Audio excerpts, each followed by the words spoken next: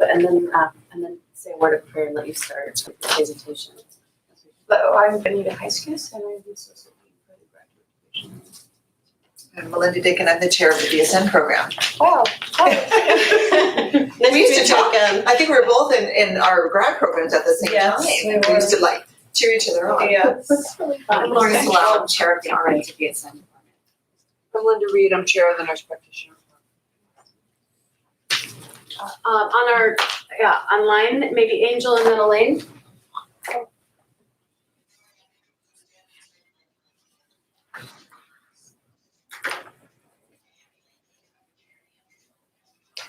Hello. I didn't realize it was like. Hi, I'm Major Azar, the department chair for the LVN to BSN and Welcome. Thank you. And I'm Sarah Obermeyer, I've spoken with you on the phone and the chair of this committee. Yes. I'm Grace Barfield, associate dean for the division of undergraduate programs. And the people there are on different campuses, and so they're representing the other campuses. Okay. And then Elaine, I think. I don't know, where are you today, Elaine? Are you in Seattle? So. Oh. Yes, Mary Beth. Mary Beth. Mary Beth, I'm Matt. So Grace is going to open us in prayer and then we'll let you start your presentation. Dear Lord God, thank you that we can stop at this moment and say hi and just ask your presence. I know it's here, but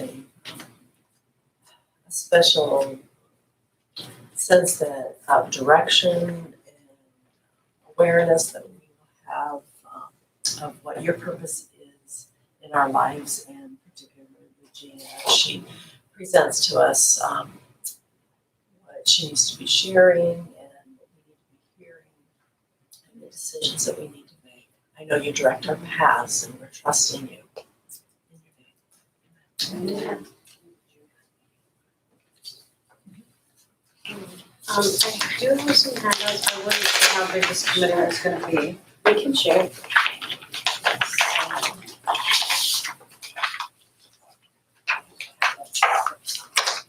Sure. Yeah.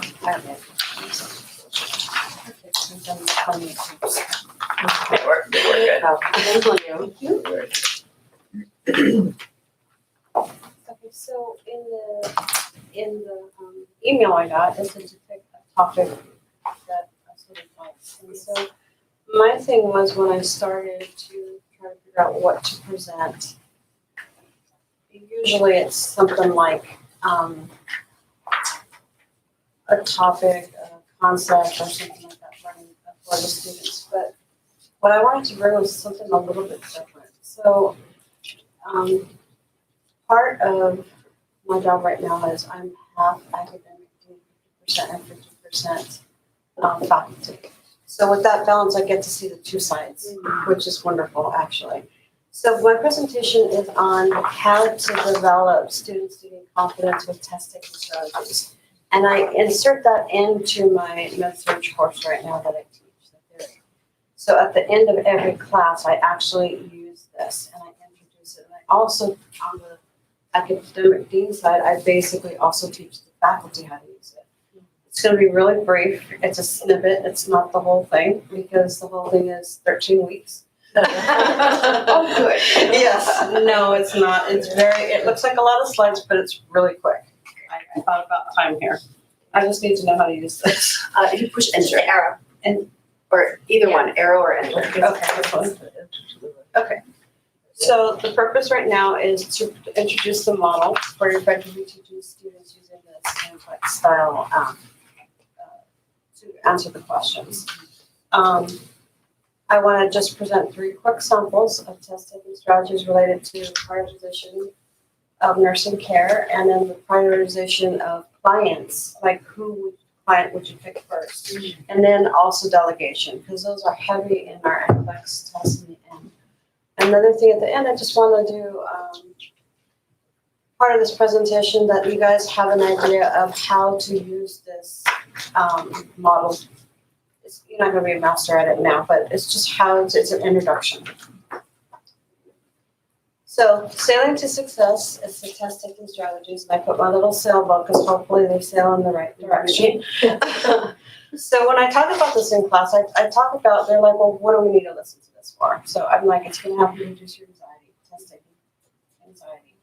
Some people actually are, Gina, can I just invite you to lift your voice up a little bit? yeah, 'Cause so, oh, I forgot, I'm the sorry. microphone is a little bit away from, and your voice is pointing downward. I'm so sorry, I forgot that they're up there. We wanna, and by reducing their anxiety, you also will increase their confidence in taking that test and also to being able to break down those questions. We wanna help the students prioritize, like I said in the beginning. And also we want to reinforce the nursing process and Maslow's hierarchy of needs. Those are the two that are integrated into the system. So the first one we said was we were gonna teach you how to prioritize nursing care. So what we wanna look at is if a question has what, if the question has what does the nurse do first? Let me read that sentence correctly again. If the question has what does the nurse do first, or priority or most important, one or more of the options are possible or plausible when you look at the answers. A huddleism is Dr. Ray Huddle is the one that created this. Years ago, 10 years ago, she was my mentor, and she sat with me and was just awesome and broke this down for all the faculty, and then made me kind of the person who went out and taught this to all the faculty. And then I had student groups that came in and taught it to them also. Our scores went up 10%. It was impressive. We're going to apply the nursing process. If in distress, do not assess. If not in distress, assess. Maslow's hierarchy of needs, physiological before safety, and oxygen before GI. She also was a person, she was one of the doctors that helped write NCLEX style questions. She wrote many, and so she had her little system going there. Also choose the option addressing the client's body, not the machine equipment or the lab data. Always check the patient first. The next one is, okay, so this is a question related to what I just said. So if you look at your handouts, and I apologize for the people that are online or on the webcast, this is a question that basically says, when receiving the client from the OR, which intervention should the PACU nurse implement first? So the questions are assess the client's breath sounds, apply oxygen via nasal cannula, take the client's blood pressure, or monitor the pulse oximeter reading. So what would you do first based on what I had just said previously? So we said, if in distress, do not assess. Is he in trouble right now? No, doesn't say that in there. So the first thing you're supposed to do is assess. Easy enough? Got it? This is why students don't like NCLEX questions, because we're all struggling.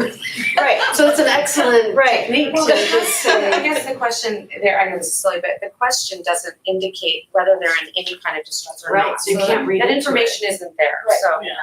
And then that's basically the bottom line. Yeah. It's not there, and if it's not there, you don't add words. Right, Or- exactly. Right. And we explain that also like in the bigger course. This is more in depth than this right now. This is just an overview. Delegation. The nurse and UAP are caring for a client on the surgical floor. Which task can the nurse delegate to the UAP?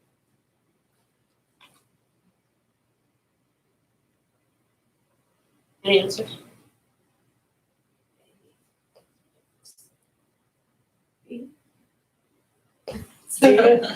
No, I'm kind of Okay, so I don't know let what me a explain. UAP is, Let me actually. explain.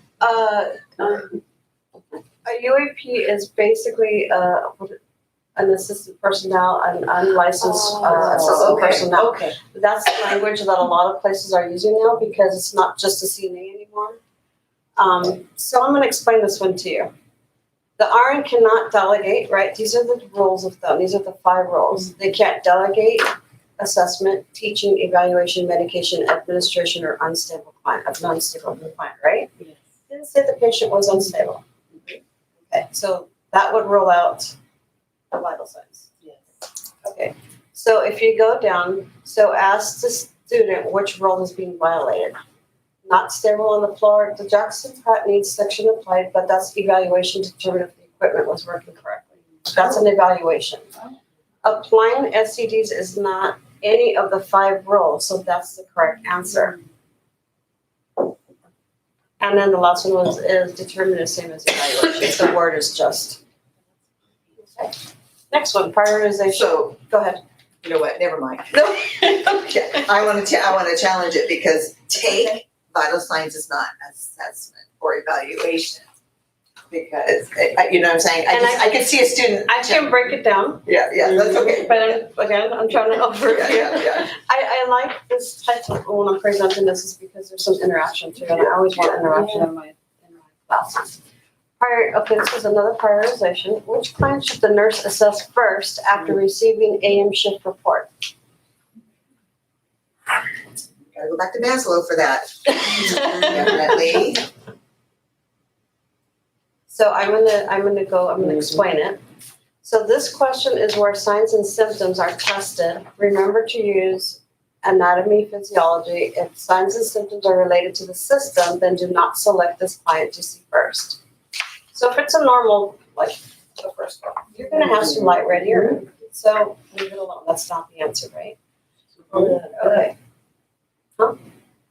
Just the first person. Yeah. So first time through your options, is the signs and symptoms or lab data and situation normal for the disease process or disorder? Yes. So this is. Okay.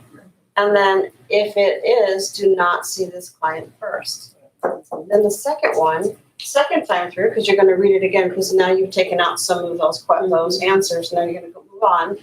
Which client requires more assessment, which is more life-threatening, and which requires notifying the healthcare provider? Yeah. If unable to make a decision, then use Maslow's, just like you said, hierarchy of needs. If unable, think about calling the HCP on the phone. If they're confused, should I call or shouldn't I? You tell the student, would he or she need to know this information? Does the doctor need to know this? First.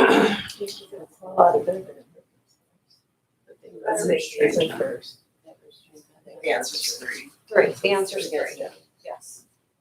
Because it'll cause more injury, right? High risk right now. Yeah. Emergency. The other thing, when you say, the other thing I tell students, rule out the thing that could potentially kill them. Exactly. Yeah. And that again that's what you say more when you're teaching in the class. You bring all that in. Yeah. So the last thing here is assumptions. Anytime you're looking at an style question, you always use the assumptions. Mine is always between 18 and 64 unless otherwise stated, because it becomes a pediatric patient, it becomes geriatric patient. Client is cultureless unless it's stated. Client is genderless unless it's stated. Client is on a med-surg unit unless it's stated. Nurse is a med-surg nurse unless it's stated.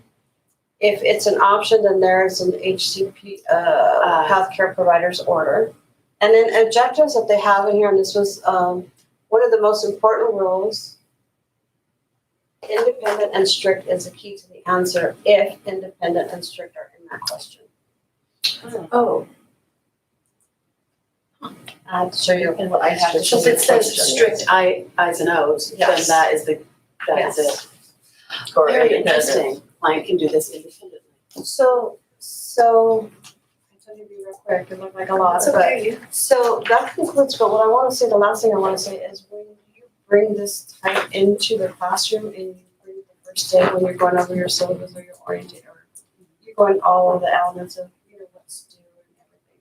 I always end with this and say at the end of each day, before we leave, the last 10 minutes, I have somebody with a timer, and they call it, they're like 10 minutes, and so then we start this. And I'll just put different questions, and we start breaking them down. It's super effective in class, and I've Yes. done it similarly, when you thread practice questions throughout content, and at the bottom of the slide, it says test taking tip. Yes. And they're like, oh, now I see. Now I'll wake So up. It's super effective. That's great. So thank you. Thank you, God bless. Cool. Thank you. Maybe Melinda would just start us on our questions and then we'll Sure. move to Lori after that.